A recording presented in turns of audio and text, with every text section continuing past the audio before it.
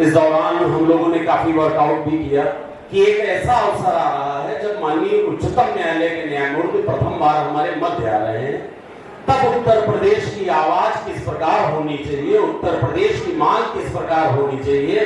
उत्तर प्रदेश की वह मांग मैंने इस प्रकार तैयार की है कि उड़ीसा में बैठा हुआ हमारा न्यायपालिका का कर्मचारी भी यदि उन मांगों प्रत्येक जनपद में विद्यमान है कि हम अपनी समस्या से संबंधित कोई भी प्रार्थना पत्र अगर माननीय जनपद न्यायाधीश महोदय के समक्ष प्रस्तुत करते हैं, पहली स्थिति तो ये होती है कि हम बहुत हिम्मत करके प्रस्तुत ही कर पाते हैं उसे। दूसरी पोजीशन होती है कि वो वहां पेश हुआ कि नहीं हुआ, उसमें 3-4 दिन कहो पेश करने में ही लग जाए कि अभी वहां पेश नहीं हो पाया, साहब का मूड अच्छा नहीं था इसलिए नहीं रखा, कल साहब का मूड खराब था आज आए नहीं, कल दोपहर में आए। अगर इन प्रकार रहे वो रख गया तो उसके बाद हमारे यहाँ जो हमारा खून चूसने के लिए एक समितियां बनी हुई हैं और उनमें वो इस प्रकार के दीमक बैठे हुए हैं कि वो उस पेज को पकड़ लेते हैं और उसको रत्ती रत्ती खाना शुरू कर देते हैं।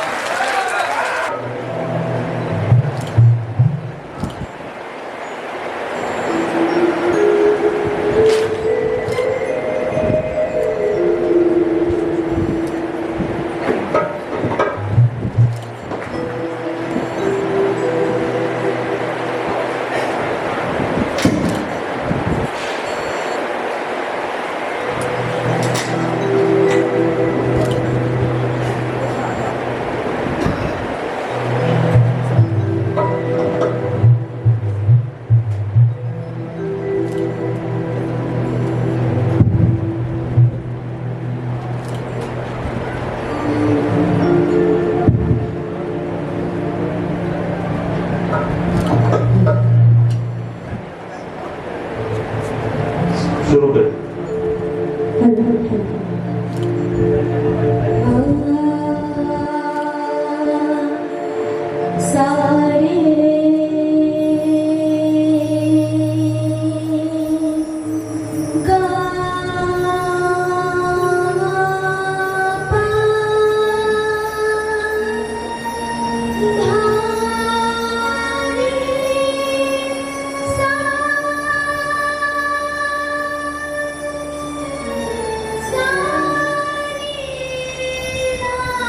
ये पूरे प्रदेश के न्यायिक कर्मचारियों की भावनाएं हैं जो एक माला में पिरोकर अपने अभिभावक की तरफ से अर्पित कर रहे हैं।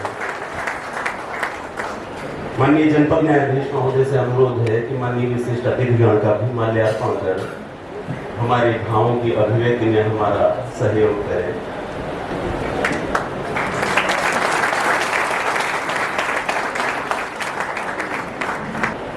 नाम लेके मैं बराबर नहीं होना चाहता,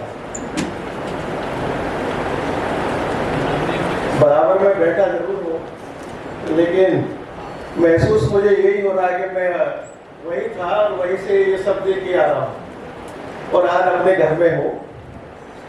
मेरे भाई श्री आशुतोष श्रीवास्तव जी,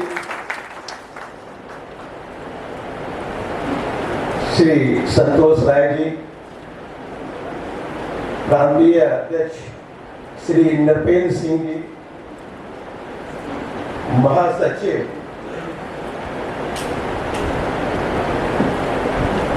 श्री नरेंद्र विक्रम सिंह जी। सबसे पहले तो इस प्रांतीय अधिवेशन में मुझे बुलाने के लिए आपका हार्दिक अभिवादन, बधाई। आपने मुझे गौरवान्वित किया और पास बैठने के लिए स्थान दिया और यहाँ जैसे ही मैं आया हूँ तो मुझे लगा कि मैं अपने घर में आ गया हूँ, जिनके साथ मैंने लगभग 15-16 साल जिनके साथ बिताए थे, वो सभी लोग परिचित और सभी लोग मिले मुझे। मैं जितनी समस्याएं हैं, जितना बातचीत हुई है, इस पर भी मेरी दृष्टि पहले से ही थी। मुझे दुख था इस चीज का कि फास्ट ट्रैक कोर्ट के कर्मचारी का एक देहावसान हो गया और उसकी पत्नी को सर्विस दिलाने के लिए मेरे पास कोई उपाय नहीं था और जो मैं देखता रह गया उसे। वो फरुखाबाद का बच्चा था एक, और यहाँ वो उसमें आया हुआ था बीडिंग सेक्शन में 2016 में, और उसकी एक रेल दुर्घटना में उसकी डेथ हो गई। तभी भी मैं कहता था कि ये हो क्या रहा है, इनको आज तक रेगुलर क्यों नहीं किया गया? इतने दिन से 20-20, 15-15, 10-10 साल हो गए, कहीं कोई रूल्स ही नहीं बने हैं। ये रूल्स बनना बहुत आवश्यक है, जिससे कम से कम सर्विसेज का तो रेगुलराइजेशन होना ही चाहिए। जितनी परिस्थितियां, जितनी जानकारियां मैंने देखी हैं वहां पर, वो मेरे साथ कार्य करने वाले सभी जानते हैं कि मैंने उनमें कितना भाग लिया है, और तभी मैं इस योग्य हूं कि आज यहाँ बैठा हूं, और इसीलिए पाता हूं कि मैंने कुछ किया है तब मुझे आगे में ठीक लग रहा है। आप लोगों के बीच आकर मुझे ऐसा महसूस होता है कि मैं न केवल अपने मेरठ जनपद में या इलाहाबाद जनपद में हूँ, परंतु यूपी के 75 जनपदों में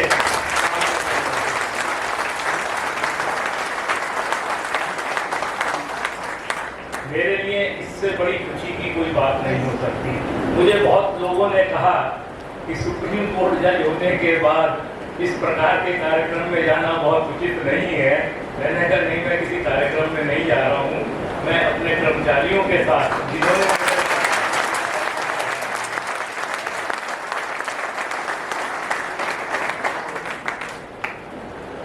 आपके सामने 1920 में कार्य प्रारंभ किया था, आज 103 वर्ष हो रहे हैं।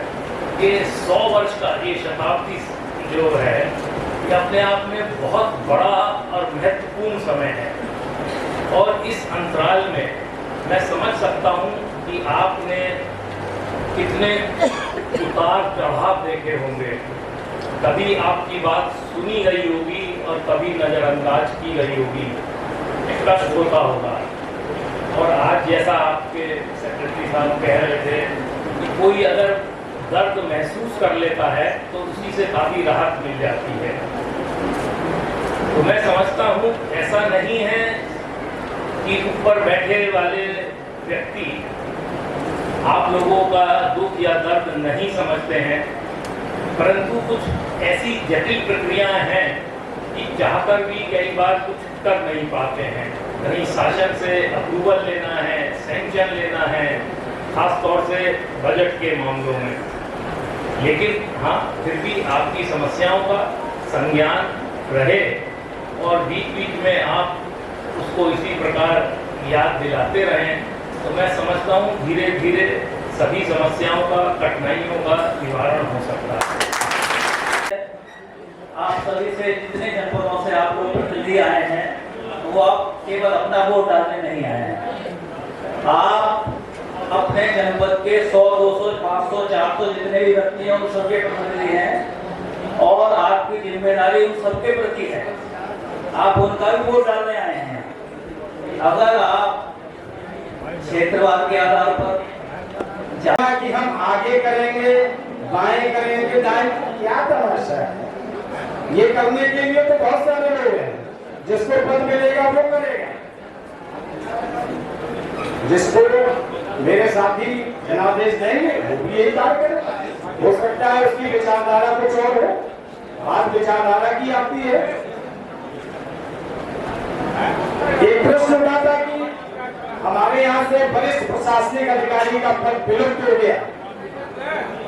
मैं पूछना चाहता हूँ पदाधिकारियों से कि उनकी कानों तक मेरी आवाज पहुंचती हो, तो वो वरिष्ठ प्रशासनिक अधिकारी का पद कब से विलुप्त हुआ, और आज 2023 में उसकी क्या याद आई?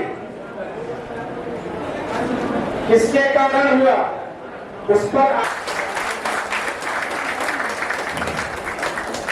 साथियों, आदरणीय अध्यक्ष महोदय, आदरणीय संरक्षक महोदय, जैसे पदाधिकारीगण, हमारे वरिष्ठ साथी जो सेवानिवृत्ति के बाद यहाँ अपना अमूल्य समय आपको प्रदान कर रहे हैं, विभिन्न जिले से आए हुए हमारे कर्मचारी भाइयों, आप सबका मैं इस प्रयागराज की धरती पे अभिनंदन वंदन करता हूँ, और इस पावन भूमि पे मैं आपका स्वागत करता हूँ। और संघ के प्रति जो आपने अपना बोझ बन दिया उसके लिए मैं अपना आभार व्यक्त करता हूँ। बड़ी बातें हुई, थोड़ी बहुत सुन पाया, ज्यादा नहीं सुन पाया व्यस्तता की वजह से, इसके लिए माफी चाहूंगा। और अपनी बात कहना चाहूंगा कि चुनाव लड़ रहा हूँ अध्यक्ष पद के लिए, आप सबको आशीर्वाद चाहिए, मत चाहिए। और चुनाव प्रचार में देखा गया तो मैं चुनाव में मैं 18 जिले में मैं गया हूँ और जब निकला था तो ये सोच के निकला था कि चुनाव प्रचार में मैं जा रहा हूँ। आपके कार्यकाल से ही शुरू, ये कोई हमने नहीं कर दी है, ये आपके कार्यकाल से ही शुरू हुई और आपने पूरी मुझसे रेट पर माननीय उच्च न्यायालय का ऑर्डर पास किया गया। उस ऑर्डर को आप कह रहे हैं 8 साल के किसान, क्या ये 8 साल के किसान? और बात आती है ट्रांसफर की। क्या ट्रांसफर पहले नहीं होते थे? रूटीन कोर्स में ट्रांसफर हमेशा होते रहे हैं, होते रहेंगे। लेकिन आज जब हम सुबह यहाँ पर आए तो हमारे सबसे पहले सज्जन ने यहाँ पर सुबह बोलने के साथ साथ युवा कई बार शब्दों का प्रयोग किया, लेकिन जब युवाओं को मतदान का अधिकार देने की बात आती है तो युवा पीछे है, हम आगे हैं। ऐसा क्यों? क्या युवा टीम को साथ में आने का अधिकार नहीं है? युवाओं को मतदान का अधिकार नहीं है? दूसरी बात, रामराज आ गया, माँ नहीं माँ भागे रामराज आ गया, माँ नहीं माँ भागे रामराज आ गया। थोड़ी देर बाद ही धमकी, कपड़े फाड़ देंगे, निकाल देंगे, रावण राज शुरू हो गया 5 मिनट के बाद ही। पारदर्शिता और स्वयं की जवाबदेही, संगठन में यदि स्वयं की जवाबदेही नहीं है, मैं ये कहकर आता हूं कि मैं अगले कार्यकाल में नहीं हूं, मीनिंग देयर भाई आप मुझसे जवाब नहीं ले पाओगे। मैंने सदैव जवाबदेही खुद की सुनिश्चित की है, वो चाहे पिछला अधिवेशन था, चाहे ये अधिवेशन है और चाहे अगला अधिवेशन होगा। मैं जवाबदेह था, जवाबदेह हूं और जवाबदेह रहूंगा। ये संगठन है जिसको मैं सदैव कहता हूं, ये राजनीति नहीं संगनीति का सब्जेक्ट है। राजनीति तो राज्य सत्ताएं किया करती है, संगठन में संगनीति चलती है। लेकिन हमारे बहुत सारे साथी इनका विभेद नहीं जान पाते कि राजनीति किसको कहते हैं, संगनीति किसको कहते हैं, अन्य नीतियां क्या होती है। खैर ये अपने अपने विवेक की बात है। जिंदाबाद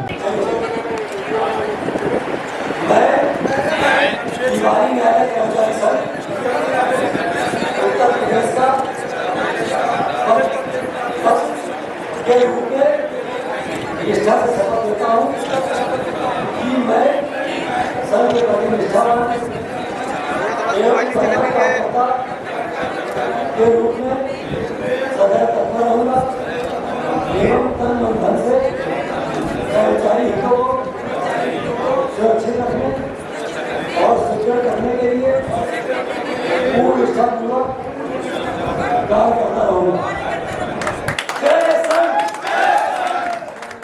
धन्यवाद साथियों, इस सभागार में उपस्थित मतदाता में उपस्थित मेरे कर्मचारी भाइयों, आज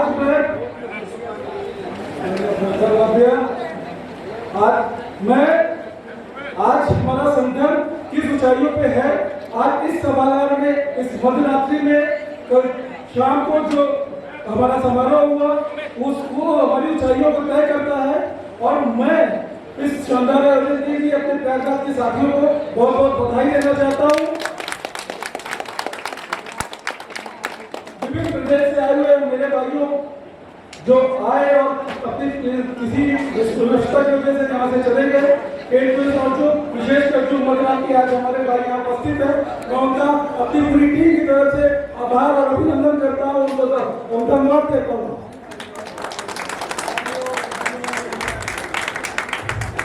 साथियों, आज मां सचिव जी ने जैसे कहा, संगठन एक नई दिशा की ओर बढ़ रहा है और हम सबका उत्तरदायित्व है हम अपनी शक्ति, अपनी ऊर्जा संगठन को प्रदान करें और उसको एक नई ऊंचाइयों की तरफ ले आ जाए। आज मैं चुनाव समिति का भी आभार व्यक्त करता हूँ कि उन्होंने इतना बढ़िया चुनाव संपादन किया और जो भी रिजल्ट आया उसको घोषित किया। धन्यवाद। मैं डॉक्टर जितेंद्र सिंह का भी धन्यवाद करता हूँ कि उन्होंने मुझे इस पद के लिए मेरी प्रत्याशा को सुनिश्चित किया और मेरे लिए भरपूर मेरा साथ दिया।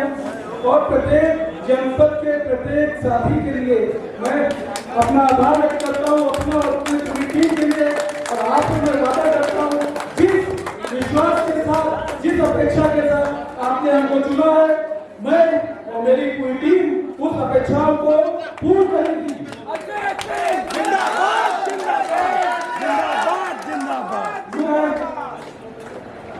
जो परंपराएं चली आ रही हैं, जो अधिवेशन जो जिला कराता है, जो संयोजक होता है, उसको